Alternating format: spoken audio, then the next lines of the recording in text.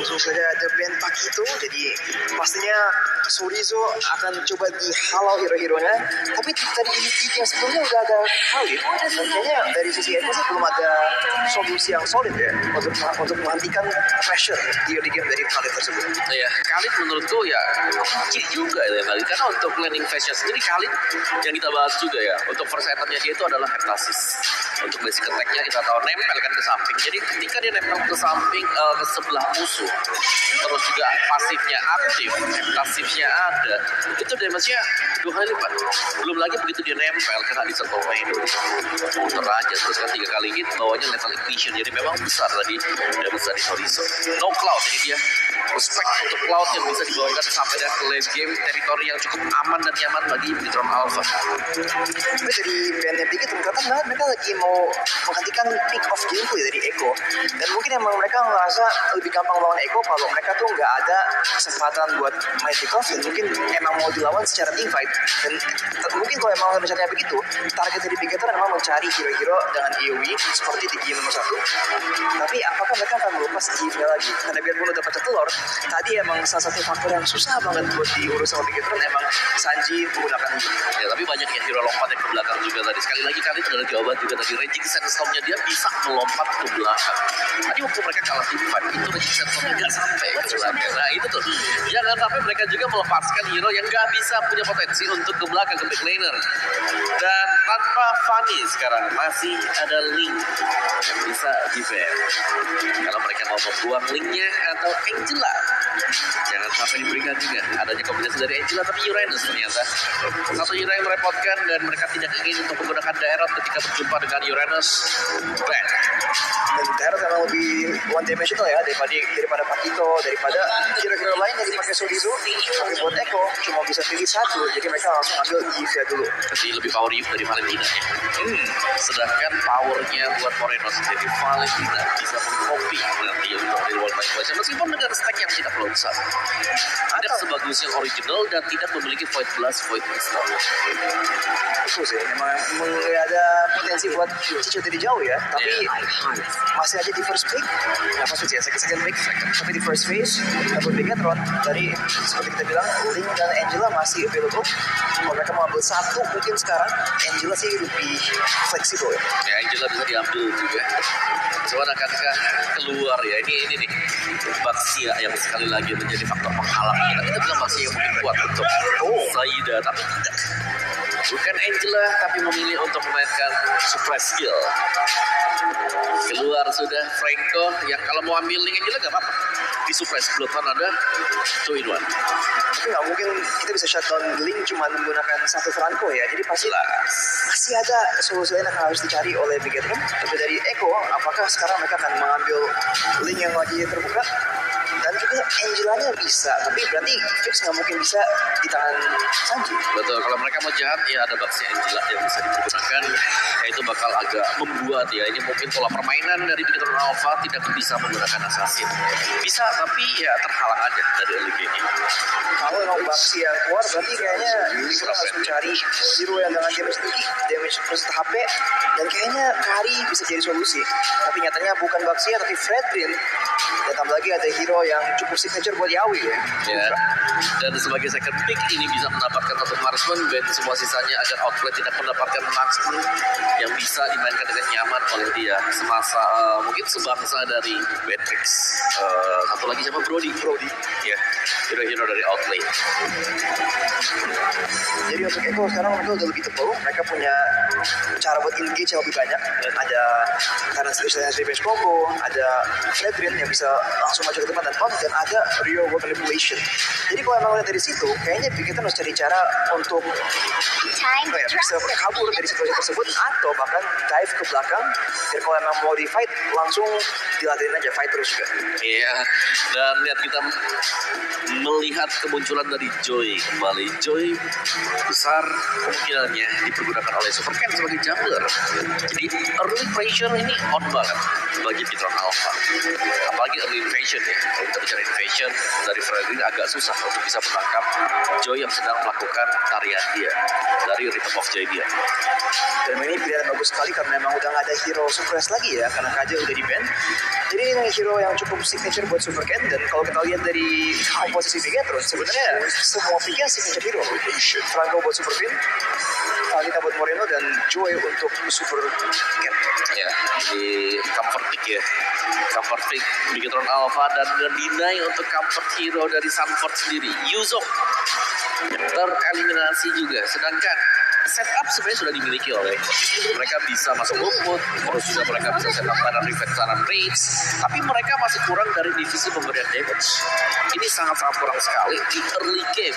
Joy jelas lebih powerful dibandingkan dengan misalnya damage skill manipulation. Apalagi dia punya skill Rhythm of Joy, kan bisa nge-dash kiri kanan, bisa tiba-tiba ada electrifying beats di samping dari Hagil. Tapi sekarang dari Bigetron udah ada Yuzong dan juga Arwat. Jadi mereka mau mastiin kalau Sanford nggak dapat hero comfortnya, tapi Harista juga masih available. Jadi itu bisa menjadi opsi. Tapi seperti Om mau bilang, kalau begitu kayaknya terlalu banyak badan, kurang damage. Betul, damage-nya kalau mengandalkan Yiz, memang benar ada continuous damage, ada efek sisi yang menyebalkan dengan slow-nya dia. Tapi damage-nya ya terkadang kalau di early game nggak terlalu berasa. Kari juga hero tebal. Destroyer sudah ditutup. Berarti gak ada ini dong, true damage ya. Iya, Kalau true damage yang berikutnya apa lagi ya? Kalau kita bicara true damage, Martisha. Kalau mau frame-nya bisa di flex, masukin buat Martisha. Tapi kayaknya udah mulai sulit juga nih pilihan-pilihan dari Echo yang cukup bimbang sih mereka, karena untuk menangkap hero dash seperti Valentina, seperti Joy ini butuh extra effort dengan Mochiko. Tapi Melissa juga power pick bagi Saket. 4 hero power pick sekarang. Lengkap semua ya. Yep. Dan melawan komposisi yang ada banyak fighter seperti ini, go away dari Melissa akan sangat berguna banget. Dan pertanyaannya buat Echo, mereka sekarang perlu sumber damage, tapi mereka kalau nggak aman, nggak safe sendiri, nggak independen, bisa berbahaya banget karena bisa di jump oleh Joy, dan ternyata linknya pun diambil biarpun nggak ada partner. Yep, ada link memang, tapi link di sini bakal kesulitan untuk mengejar Melissa dikarenakan go away-nya dia akan tergelincir ya dari atas dan bisa masuk juga dengan Tempest of Blade. Dia agak sulit mungkin untuk link nanti untuk Zaida, tapi pernah dipergunakan juga ketika mereka menang berhadapan dengan Bigetron. Melawan seorang Franco masih jadi pertanyaan yang agak susah, dan satu pick lagi untuk Bigetron kayaknya melihat mobilitas dan agresi dari Echo perlu crowd control yang lebih, karena sekarang cuma Franco cuma crowd control yang cuma dikit-dikit doang, nggak ada yang panjang, nggak ada yang large scale AoE juga. Dan itu dia second best hero untuk Zorizo. Selain dari Pakito, ada Grok yang bisa dipakai. Dan ya, Groknya mungkin terlihat adalah Grok damage, karena ini akan membantu untuk team fight, apalagi untuk menabrak ke sisi Beatrix. Beatrix dan Eve. Dan tambah lagi kalau lagi Lord Contest, adanya Power of Nature bisa berguna banget buat mungkin meng-counter engage dari Yawi. Yap, dan itu dia untuk susunan dari lineup kita yang sekarang. Dan ya, 2-0 atau 1-1. Yang pastinya kita berharap yang terbaik untuk tim yang akan bertanding kali ini, tapi tetap Bigetron harus kita unggulkan ya. Dan langsung saja kalau begitu kita lemparkan kembali ke caster-caster yang sudah bersiap-siap di depan sana, Ranger Mas dan juga Choji. Silakan. Oke, terima kasih banyak. Di sana ada perkumpulan bapak-bapak dengan ada ponakannya juga, Raski. Nah, kenapa? Kayak mau ngambil rapot jadi ya. Iya. Itu Mas Giri gurunya. Betul. Bapaknya bawa. Ngambilin rapat Arashi. Iya, benar. Tapi ini dia game kedua dari match terakhir kita di hari ini antara Bigetron Alpha yang melawan Echo, yang dimana ini juga menjadi match point tentunya untuk Bigetron Alpha. Tapi tentunya gue mau ngucapin cepat sembuh untuk sahabat gue di panelis Inggris, Johnny. Get well soon, my brother. thank you banget tetap dia untuk nge-show di panelis Desk Inggris. Yes, betul sekali. Ya, emang biasa. begitu. Dedikasi caster harus tinggi. Dedikasi caster memang luar biasa. Betul. Dan tentunya buat kalian juga Sobat Mobile Legends, dedikasi kalian luar biasa. Dari siang sampai malam tetap mensupport ESL Snapdragon Pro Series. Kita langsung menuju ke arah lane after. So, ini dia game kedua antara Eco melawan Bigetron Alpha. Diawali dengan para jungler yang masih fokus mengambil ke arah buff, tapi Super Ken memiliki durasi buff yang bisa dibilang cukup cepat dibandingkan dengan Zaida berkat dari bantuan tadi dari teman-temannya. Dan ingat, Joy lawan Lane ini dalam tanda kutip mobilitas lawan mobilitas, tapi untungnya kalau kita ngelihat ke arah Bigetron Alpha, sengaja mereka punya Super Fin yang bisa lock on ke arah Zaida. Buset, dia pakai loh retributionnya loh di sana loh untuk dapetin satu buah Little Wonder. Dan untung aja sempat, karena kalau nggak seperti kan bisa level 4 karena dapetin particle buff-nya. Dan itu sebenarnya riskan sekali loh menurut gue pribadi.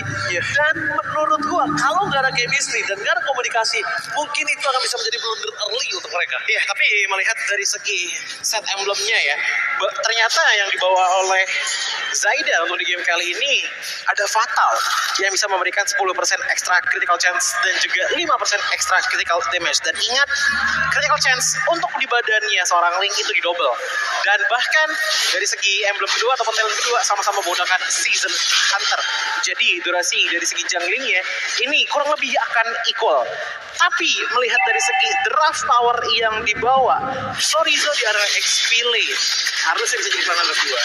Oke, tapi Super Fan akan menjadi first blood kembali. Tapi nampaknya dengan ada first blood rate yang tinggi didapatkan oleh lawan Bigetron, mereka tidak kenal kendor ya. Walaupun first blood, tapi menurut aku pribadi, menjaga pergerakan atas Saken tetap standby dan tidak ter-take down sama sekali itu oke loh. Iya, tapi yang ngomongin Chorizo, aku penasaran sih nanti item yang dibawa oleh Chorizo ini bakalan seperti apa. Apakah akan menuju ke arah offensive power ataupun defensive? Karena untuk emblemnya, talent ataupun core talent yang dibawa adalah quantum charge untuk melarikan diri ataupun mengejar. Jadi mungkin saja ada sedikit ya tipis-tipis lah intipan bahwa kemungkinan saja bisa menggunakan item ofensif. Tapi Super Fin hampir saja bisa mendapatkan ke arah Sanji. Langsung saja Oke, tapi lihat retributionnya kali ini didapatkan oleh Super Ken. Membalaskan kembali dengan ada satu buah tembakan ke depan. Para pasukan dari Bigetron Alpha bakal coba fresh sword dan Super Fin akan menjadi korban keganasan dari Echo. Mereka tidak mau kenal diam karena Zaida masih mempertahankan tembok offset untuk Super King. Just in case dia masuk ke dalam, just in case dia memaksa menuju ke arah Purple Buff, dia udah standby dengan ada Tempest of Death. Iya, dan bahkan dengan Tempest of Death yang masih diamankan, ditambah lagi dengan turtle yang didapatkan oleh Echo, ini adalah early yang sangat indah bagi mereka. Namun, kita harus melihat bahwa untuk di arah gold lane, sejauh ini, efek yang mungkin lebih diuntungkan itu ada di satu assist yang dimiliki oleh Outplay. Sementara Saken, dari tadi KDA-nya ini masih full di angka 0. Walaupun demikian, yang dari tumbang itu baru di tangan Super Fin. Jadi, dari segi pendapatan XP dan juga gold dari jungle, gold lane, dan juga mid lane, seharusnya masih bisa keep up dari Bigetron Alpha di saat melawan Echo. Tapi balik lagi, ini ada Yawi juga nih yang dari tadi bouncing ball-nya udah kelihatan mulai mengganggu pergerakan dari Super Ken dengan Joy-nya. Apakah nantinya Yawi akan mengeluarkan momentum jembatan kemenangan bagi Echo atau Bigetron Alpha lah yang akan mengoutplay dengan memanfaatkan go away yang dimiliki oleh Sakti? Nggak bisa di-cutting, nggak tuh ditutup tuh pintunya. Dan kalau ngomongin go away ini akan menjadi keuntungan banget sih menurut gue pribadi ya. Karena memang dari tadi juga walaupun Yawi bisa dapetin momen, tapi kan ingat ini masih ada go away loh. Kalau sebelum dari tire rate-nya itu selesai dan tidak ada following up, wah itu akan menjadi blunder banget sih menurut gue. Dan sekarang Sunford tidak sekuat tadi. Kenapa? Kalau memang sekarang durability-nya kuat, tapi dari segi power ke arah backline-nya itu lebih kuat dari yang sebelumnya.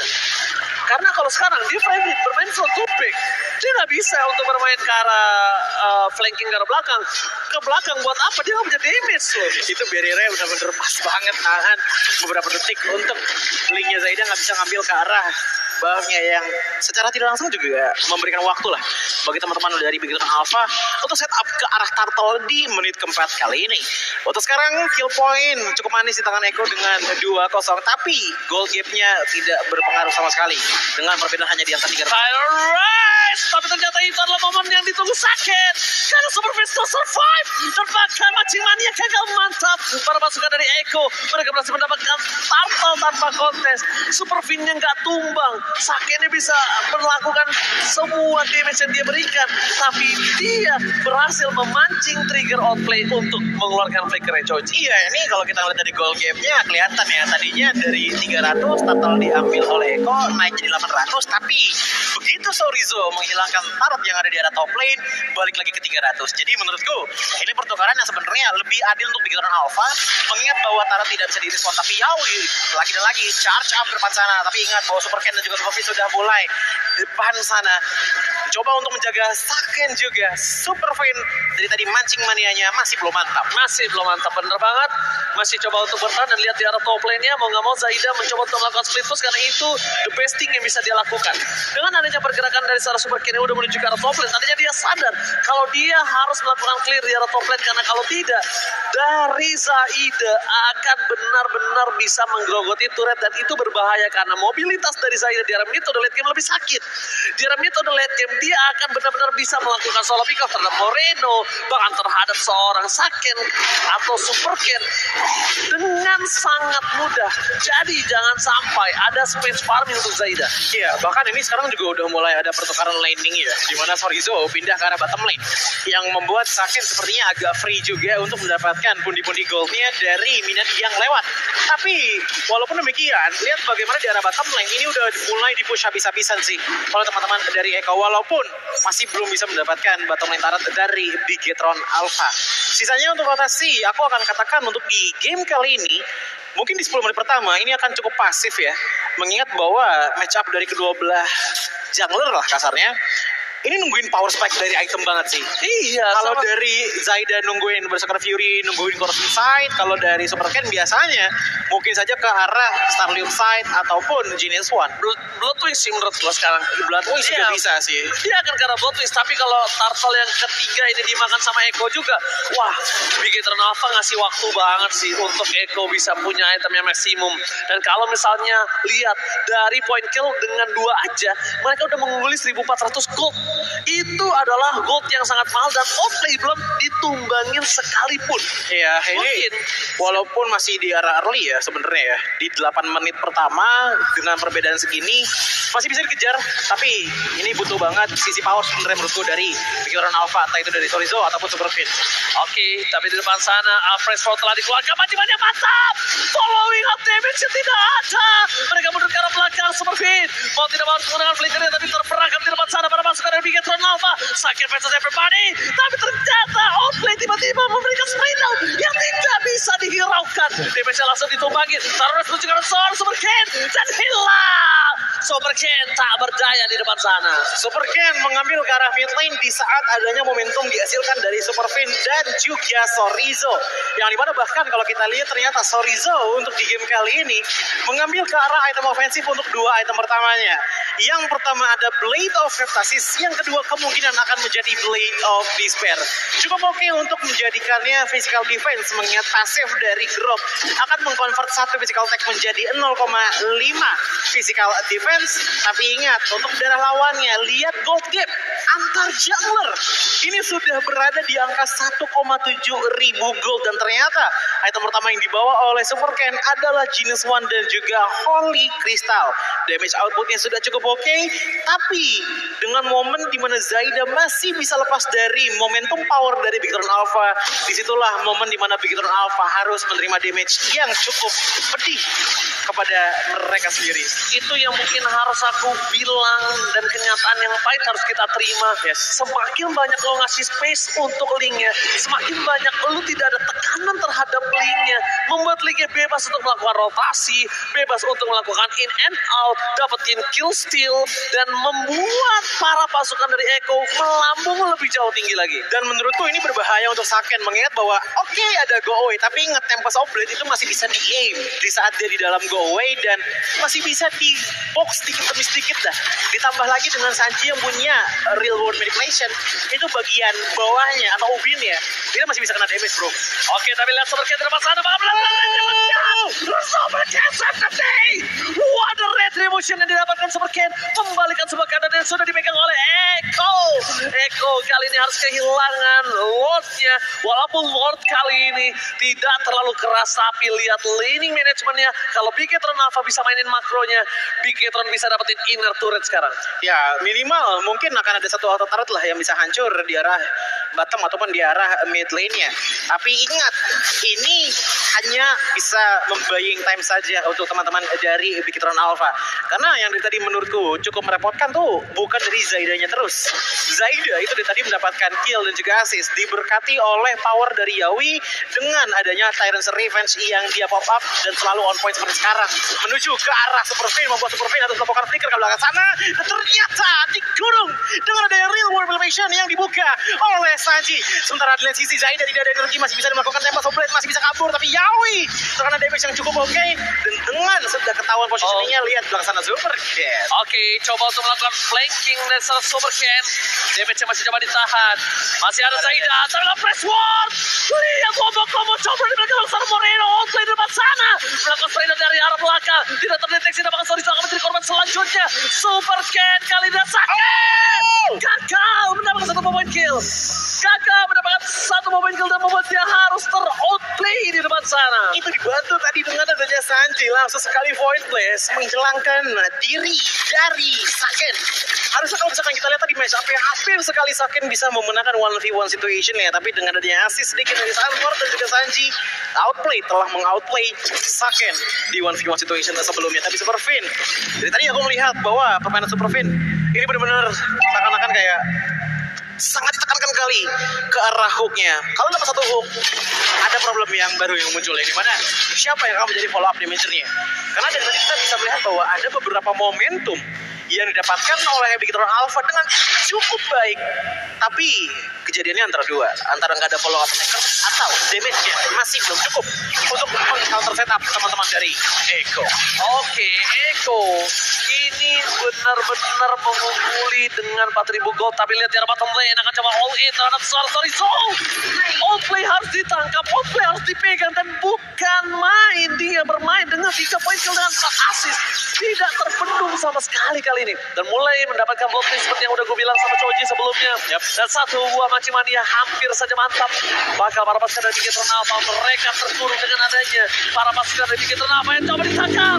Ada seperti di sana, berhasil meng-cancel Rage dari Bigetron Yawi. Dan lihat satu buah Yawi atau sosok Yawi dengan sebuah Rage yang gagal. Yap. Dan Lord sudah mulai muncul. Ingat, ini menit 13. Enhance Lord sudah ada, dan bahkan lihat bagaimana bottom lane turretnya pun telah dihancurkan oleh minion dari Echo. Ini akan menjadi harapan besar juga bagi Bigetron Alpha jikalau Supercat bisa melakukan apa yang dia lakukan di Lord sebelumnya dengan mencuri. Tapi apakah akan kuat untuk melakukan hal tersebut? Yawi di depan sana kembali Freedom. Outplay dia bisa terlalu sakit, tidak bisa dibendung, tidak ada yang bisa menerima dia seorang outplay. Flicker ke arah belakang, mau tidak mau Sanford terus menangkap suara sakit. Langsung ada press forward, tapi nampaknya tidak. Dan sakit harus tercatat kali ini. Satu buah point kill yang akan mendapatkan, tapi outplay akan membuat seorang Moreno mencoba didapatkan, dan split push terjadi. Titip bencana. Kemungkinan besar kalau mereka tidak bisa melakukan endgame. Kali ini para pasukan dari Bigetron Alpha bisa membalikan keadaan, dan mancing Mania from Super Vein berhasil melakukan penahanan sedikit sampai Supercat kembali ke line up down. Sanji out of nowhere terjebak dari turret karena dia terlalu overcommit di depan sana, masuk dengan turret damage yang ke dalam tubuhnya, membuat dia pun akhirnya tertumbangkan, yang pada akhirnya Bigetron Alpha masih bisa survive hingga sekarang. Dan mengingat Zaida juga overcommit, setidaknya masih ada gap di angka 10 detik untuk Bigetron Alpha Masakan Ini- Lord di menit 14 kali Ini dibalasin sih, harusnya ini lock di tangan dari Bigetron Alpha dan para pasukan dari Eko. Mereka melakukan hal yang tidak harusnya mereka lakukan. Mereka terlalu terburu-buru untuk bisa melakukan endgame. Memang momentum jarang didapatkan, tapi itu bukan hal yang baik kayaknya menurut gue pribadi. Iya, dan bahkan dengan perbedaan 15 banding 3.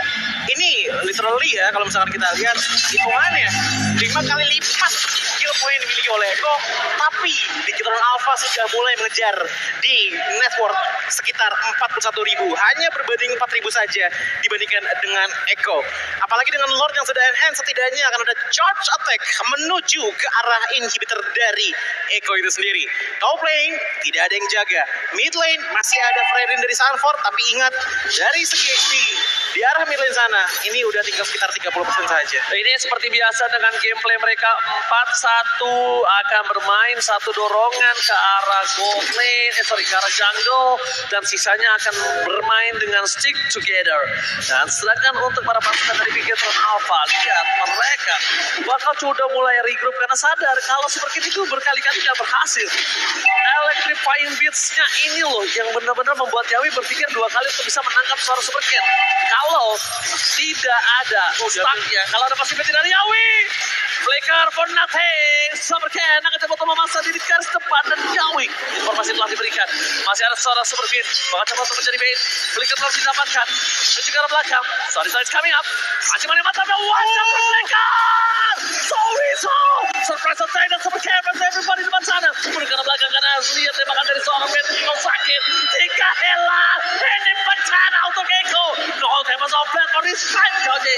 Dipaksa untuk mid laner dihancurkan oleh Bigetron Alpha dengan badan dari Super Fit. Lihat di bawah sana masih ada minion, 3 minion yang berjalan. Hanya berdua yang akan melakukan defensive manuver. Oke, baiklah. Ini bencana. Lihat fokus ke arah Messi. Gak boleh apapun yang terjadi. Bigetron Alpha berhasil